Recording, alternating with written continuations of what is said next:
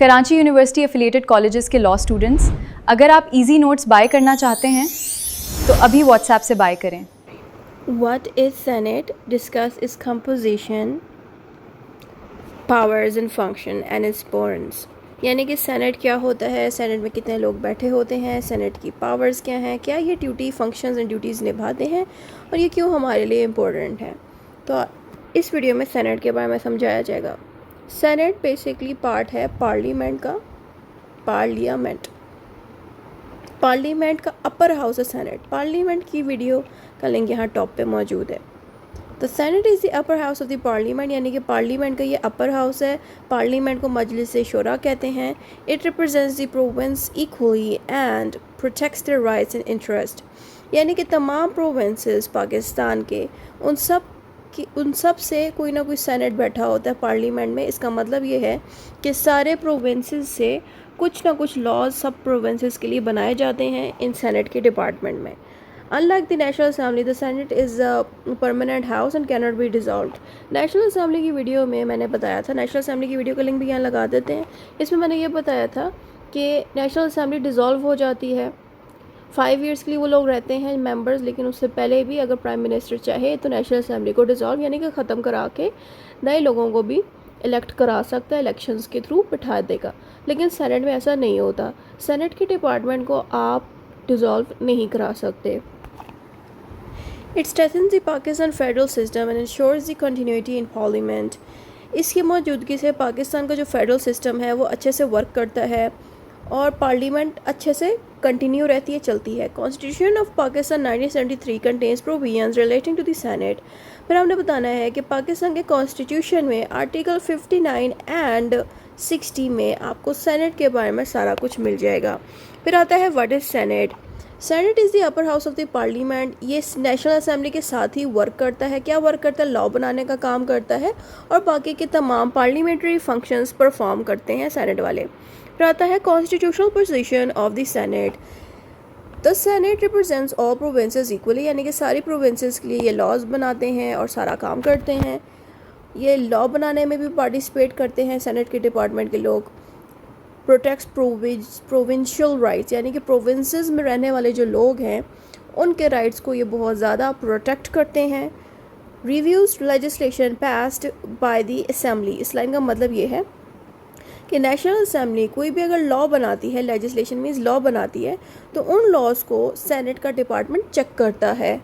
Ensures continuity in parliament, और इनकी मौजूदगी से पार्लियामेंट रवां रहती है, चलती रहती है। इसका मतलब यह है कि बेशक नेशनल असेंबली अगर ख़त्म भी हो जाए, सेनेट वहाँ पे उनका डिपार्टमेंट हमेशा रहता है, वो वर्क करता रहेगा। बाद में बेशक नेशनल असेंबली के मेंबर्स इलेक्शन के थ्रू, वोट के थ्रू आ जाएं, लेकिन सेनेट का डिपार्टमेंट उसी तरह ही कायम रहता है, जिसकी मदद से बेशक डिज़ोल्व हो जाए नेशनल असेंबली, सेनेट चलती ही रहेगी, जिससे पार्लियामेंट लगातार काम पे लगी रहेगी। अब आती है कंपोजिशन ऑफ सेनेट। इसमें बताना है कि जो आर्टिकल 59 है पाकिस्तान के कॉन्स्टिट्यूशन का, उसमें बताया गया है कि सेनेट की कंपोजिशन क्या है। कंपोजिशन का मतलब है कि कितने मेंबर्स मौजूद हैं सेनेट के डिपार्टमेंट में। आर्टिकल 59 कहता है कि सेनेट के डिपार्टमेंट में सारे 4 प्रोविंसेस के अंदर से सेनेटर्स बैठे होंगे सेनेट के डिपार्टमेंट में। Even though Islamabad capital territory से भी ये बैठे होंगे लोग। फिर आता है the constitution also provides reserved representation for women and technocrats.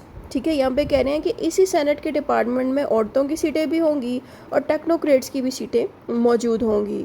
Each provinces has equal representation regardless of population. यहाँ पे ये कह रहे हैं कि सारी प्रोविंसेस, जैसे कि 4 प्रोविंसेस, बेशक एक प्रोविंस तादाद में बड़ा है, उसमें लोग ज़्यादा, और एक साइज़ में छोटा है, उसमें लोग भी कम हैं।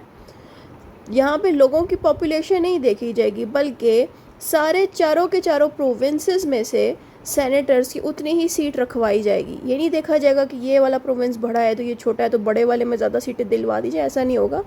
जितने प्रोविंस हैं सब से ही बराबर की सीटें जो हैं अब सेनेट के डिपार्टमेंट में मिलेंगी इन तमाम मेंबर्स को जो कि डिफरेंट प्रोविंसेस से होते हैं। फिर आते हैं election of the senate.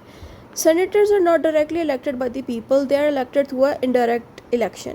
Senators normal लोगों के वोट्स लेके नहीं आते, बल्कि इनकी इनडायरेक्ट वे में वोटिंग होती है, यानी कि अपने ही जो नेशनल असेंबली के डिपार्टमेंट के लोग हैं वही वोट दे के फिर आगे सेनेटर्स को बिठाते हैं, और भी डिफरेंट मेथड से। फिर आता है members of the provincial assembly and representatives of ICT elect the senators according to the constitution. जैसे मैंने बताया कि और भी मेथड हैं इनको वोट देने के, वो ये हैं कि इनको प्रोविंशियल असेंबली एक है, एक डिपार्टमेंट है जो इनको वोटिंग के थ्रू बिठाती है। उसके साथ साथ इस प्रोविंशियल असेंबली के अलावा इस्लामाबाद ICT की बात हो रही है। आई थिंक इस्लामाबाद आगे ये ICT पीछे जाके देखते हैं ये क्या है। ये है इस्लामाबाद कैपिटल टेरिटरी। तो यहाँ पे जो इस्लामाबाद कैपिटल टेरिटरी से भी जो लोग होंगे वो भी वोट दे के सेनेटर्स को सिलेक्ट करेंगे। यहाँ पे दो बातें बताई गई हैं, प्रोविंशियल असेंबली से मेंबर्स जो होंगे वो भी इनको वोट देंगे, उसके अलावा इस्लामाबाद में भी जो मेंबर्स होंगे वो भी वोट देंगे, फिर ये बैठेंगे अपने सेनेट के डिपार्टमेंट में। अब आ जाती है बात टेन्यूर की। टेन्यूर का मतलब है कि कितने वक्त के लिए ये लोग रहते हैं। सेनेट पहली बात तो ये एक परमानेंट हाउस है, इसको डिज़ोल्व नहीं किया जा सकता। जितने भी सेनेटर्स यहाँ पे बैठे होते हैं वो 6 साल के लिए रहते हैं जॉब में। After every 3 years half of the senators retire and new members are elected. कि हर 3 साल के वक्फे में से कोई ना कोई बंदा रिटायरमेंट के करीब आ जाता है, इसलिए हर 3 साल बाद किसी ना किसी बंदे को हमें सेनेटर बनाना पड़ता है और जिसकी रिटायरमेंट की डेट आ गई उसको जाना पड़ता है। वैसे तो 6 साल का टाइम है, लेकिन ज़ाहिर है जिसने पहले ज्वाइन किया उसके ज़्यादा 3 साल गुजर चुके होंगे, जिस सेनेटर ने बाद में ज्वाइन किया उसके तो अभी ताज़ा 6 साल स्टार्ट हुए हैं। तो अब उस सेनेटर की 6 साल में से 3 साल अगर गुजर गए हैं, पिछले वाले के सिर्फ 3 साल रह गए हैं, उस दौरान ही ज़ाहिर ये रिटायर हो जाएगा। इसी तरह से ये साइकिल चलता रहेगा, यानी कि नए आते जाएंगे, पुराने 7 साल रिटायर होते जाएंगे। तो इस तरह से ये वर्क हो रहा है। फिर आता है chairman and deputy chairman. Chairman and deputy chairman की वीडियो अलग से यहाँ पे भी मैंने बता दी लिंक के अंदर। इसके अंदर आपने आर्टिकल 60 का जिक्र करना है कि जो सेनेट इलेक्ट कैसे होते हैं, कि जो चेयरमैन है of the senate, deputy chairman of the senate. अब यहाँ पे 2 बंदों का आपने जिक्र करना है कि ये जो 2 पर्सनस हैं ये समझ लें हेड्स हैं सेनेट के डिपार्टमेंट के। एक का नाम है चेयरमैन, दूसरे हैं डिप्टी चेयरमैन। इनका जिक्र आपको आर्टिकल 60 में तफसील से मिलेगा कि सेनेट के अंदर ही चेयरमैन के डिपार्टमेंट को भी रखा जाता है, डिप्टी चेयरमैन को भी रखा जाता है। अब इनके फंक्शंस और भी चीज़ें दूसरी वीडियो में बताई जाएंगी। यहाँ पे भी थोड़ी बहुत फंक्शंस हैं कि इन चेयरमैन का ये काम होता है प्रिजाइड्स ओवर सेनेटर सेशन, यानी कि जितने भी सेनेट के डिपार्टमेंट में कोई भी मीटिंग रखवानी हो तो फिर इन्हीं का ये काम होता है हैंडल करना। Maintain order during the proceeding, और कोई भी काम हो रहा है, कोई प्रोसीडिंग हो रही है तो उसके ऊपर कंट्रोल रखना, एक माहौल को सही रखना, ये भी काम इनका होता है कि सही चीज़ मेंटेन रखें। कंडक्ट पार्लियामेंट्री बिजनेस, उसके अलावा पार्लियामेंट से रिलेटेड जितने भी ज़रूरी बिजनेस हैं, कोई भी काम परफॉर्म करना है वो भी यही चेयरमैन कर रहे होते हैं। रिप्रेजेंट्स द सेनेट, और जो सेनेट है ज़ाहिर है वो रिप्रेजेंट करने का काम चेयरमैन का ही होता है, यानी कि आगे नाम बनाता है सेनेट के डिपार्टमेंट का चेयरमैन। यानी कि आप समझ लें चेयरमैन बहुत से काम करता है सेनेट के डिपार्टमेंट को अच्छा दिखाने के लिए। ये भाई यहाँ पे लिखी हुई आता है परफॉर्म्स कॉन्स्टिट्यूशनल ड्यूटी। उसके अलावा कॉन्स्टिट्यूशन में जो भी चेयरमैन की पावर्स लिखी गई हैं उसी के हिसाब से चेयरमैन अपनी फर्दर ड्यूटीज़ निभाता है। यहाँ पे ज़्यादा ड्यूटीज़ नहीं लिखेंगी, इसलिए सिर्फ सिंपल बता दिया कि बाकी की ड्यूटीज़ वो कॉन्स्टिट्यूशन के हिसाब से निभाता है। फिर आगे लिखा है the deputy chairman performs this duty in the chairman's absence, यानी कि जो डिप्टी चेयरमैन है वो तब ये सारी ड्यूटीज़ निभाता है जब मेन चेयरमैन जॉब पे ना हो, एब्सेंट हो। फिर आता है powers of the senate. Senate के पास क्या क्या पावर्स होती हैं, वो लॉज बनाने की पावर्स रखता है कि it participates in making the laws. Most will require approval from both houses, यानी कि नेशनल असेंबली जो छोटी वाला हाउस है पार्लियामेंट का, वो जब लॉज बनाती है तो अप्रूवल के लिए सेनेट के पास जाएगा। ठीक है, यानी कि जो लोअर हाउस लॉ बनाएगी वो अपने आप ही अप्रूवल के लिए किसके पास जाएगा, अपर हाउस में, यानी कि सेनेट के पास। अगर सेनेट कोई लॉ बनाएगी तो वो चेकिंग के लिए लोअर हाउस में भी जाएगा, यानी कि दोनों हाउसेस एक दूसरे के बनाए हुए लॉज को चेक भी करते हैं कि दोनों हाउसेस की ड्यूटीज़ हैं। फिर आगे क्या करता है कॉन्स्टिट्यूशनल अमेंडमेंट्स, यानी कि सेनेट के पास ये भी पावर्स है कि ये कॉन्स्टिट्यूशन को अमेंड यानी कि चेंज करने की पावर भी रखता है।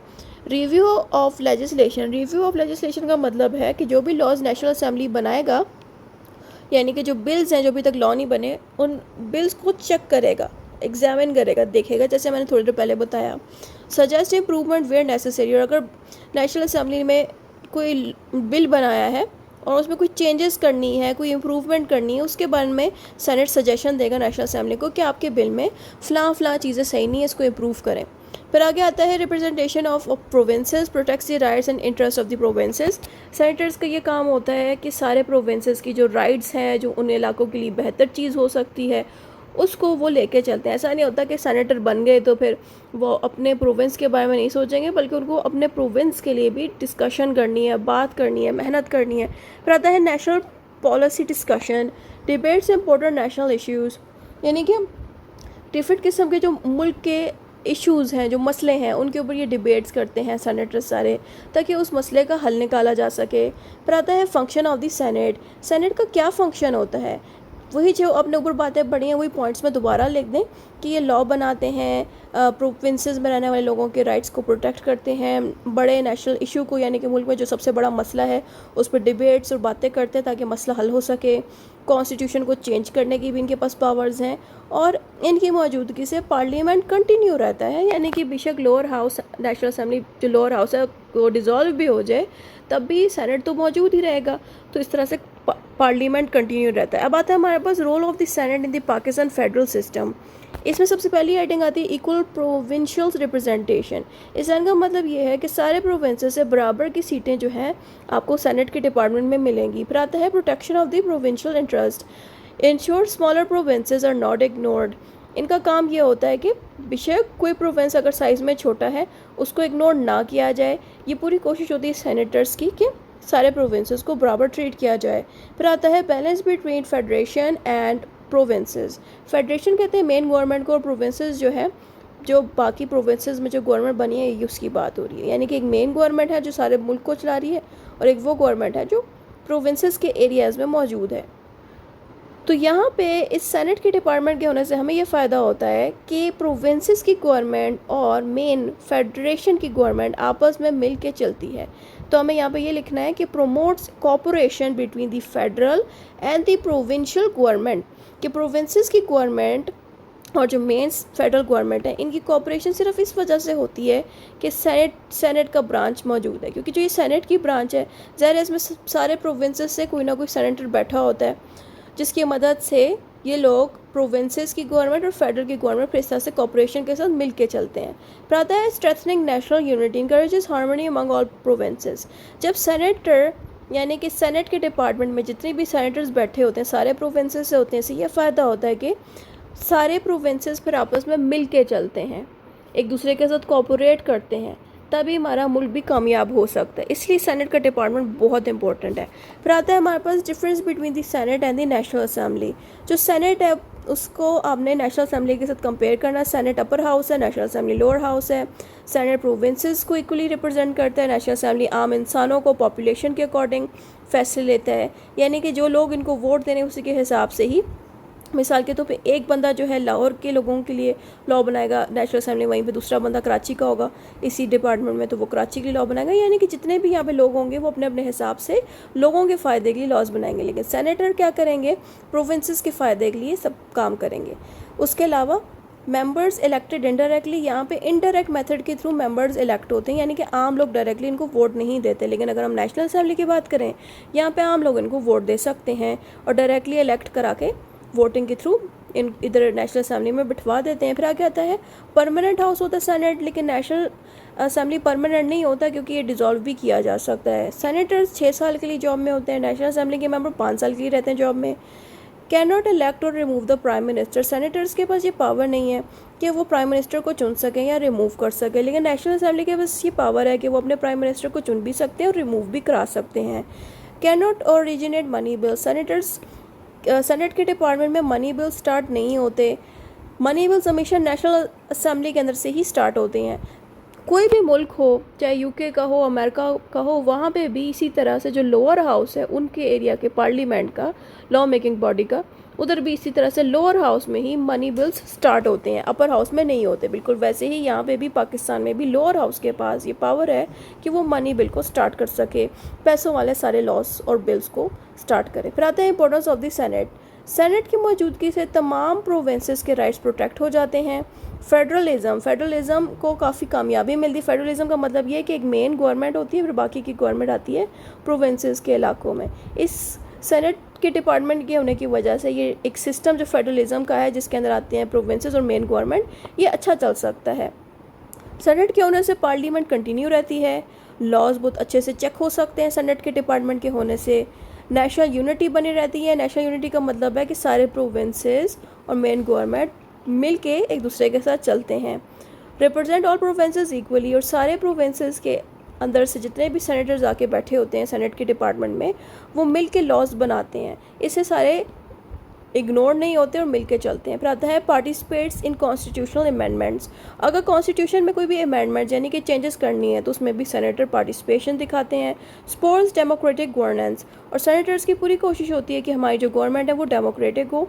डेमोक्रेटिक मीन्स कि जिस पर आम लोग वोट दे सकें। फिर आता है इंपॉर्टेंट कॉन्स्टिट्यूशनल आर्टिकल्स। इसमें वही आर्टिकल्स का दोबारा जिक्र करना है। पहला है 58, दूसरा है 60। 58 कंपोजिशन, इलेक्शन एंड टेन्योर, यानी कि टाइम पीरियड बताता है कि सेनेटर कितने साल के लिए जॉब पे रहते हैं, इसको टेन्योर कहते हैं। फिर आता है आर्टिकल 60 जिसमें chairman and deputy chairman of the senators के बारे में बताया गया। फिर आता है कंक्लूजन, जो भी ऊपर पढ़ा है वो दोबारा से कंक्लूजन में लिखना है।